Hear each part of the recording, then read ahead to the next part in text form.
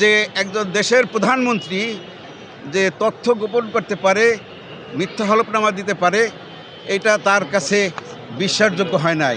সে অবাক হয়ে গেছে যে একটা দেশের প্রধানমন্ত্রী কিভাবে, 4 বারের প্রধানমন্ত্রী, উনি কিভাবে মিথ্যা হলফনামা এবং তথ্য গোপন করে। জনগণের সম্পদ উনি মিথ্যাভাবে নিয়েছেন।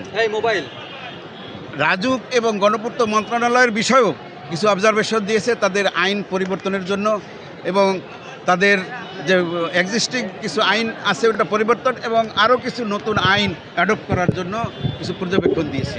কেউ আইনের ঊর্ধ্বে নয়, এবং রাজুকের যে প্লট বরাদ্দের বিষয় যে বিধিবিধান তার সাপেক্ষে উন্মুক্ত পদ্ধতিতে ডিজিটাল পদ্ধতির মাধ্যমে এবং সরাসরি প্রকাশ্য মিডিয়ায় আনয়ন করে প্লট বরাদ্দের জন্য এই লটারি সিস্টেমটা করার জন্য একটা পর্যবেক্ষণ দিয়েছেন। আমরা এই সাজার বিষয়ে আমরা কমিশনের সাথে আলোচনা করে আমরা পরবর্তী সিদ্ধান্ত জানাবো। দুদকের পক্ষে প্রসিকিউশন অর্থাৎ আইনজীবী হিসাবে এই মামলায় কাজ করেছি।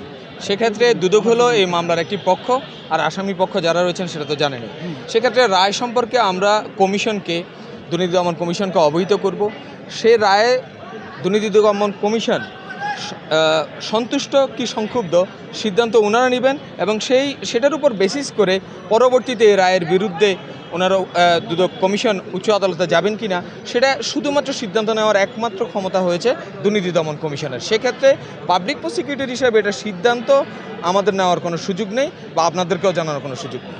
উনি প্রায় যেভাবে হোক না কেন 4 বারের প্রধানমন্ত্রী ছিলেন শেখ হাসিনা। সেক্ষেত্রে আবার উনি যিনি আপনার আজকে স্পেসিফিক মামলায় যিনি সজীব আহমেদ ওয়াজেদ জয়, তিনি প্রধানমন্ত্রীর উপদেষ্টা হিসেবেও ছিলেন।